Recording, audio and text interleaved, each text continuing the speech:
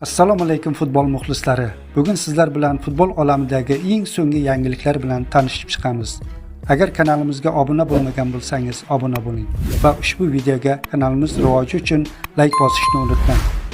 Sport.uz saytining xabariga ko'ra, sobiq O'zbekiston terma jamoasi bosh murabbiyi hisoblangan Samvel Babayan Andijon bosh murabbiyi bo'ldi.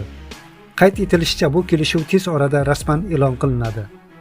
Eslatib o'tamiz, hozirgi kunda burgutlarni Akmal Shorahmedov bosh murabbiy sifatida vaqtinchalik boshqarmoqda. Ma'lumot o'rinda Andijon Superliganing so'nggi turini Bunyodkorga qarshi o'tkazadi. Bo'lajak bellashuv 30-noyabr kuni soat 15:00 da start oladi. Bugun Yevropa va Osiyo klublarida to'p so'rayotgan bir nechta o'zbekistonlik futbolchilar maydonga tushishadi. Turkiya Superligasi to'purari Eldor Shomurodov va Abbosbek Fayzullayev harakat qilayotgan Başakşehir Kasımpaşa'ga qarshi bahs olib boradi.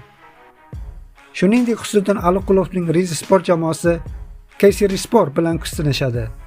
Kasımpaşa va Başakşehir o'yini bugun Toshkent vaqti bilan soat 22:00 da start oladi. Kecha Eron chempionatida Oston O'runov gol urib, Persepolisga muhim g'alabani taqdim etdi.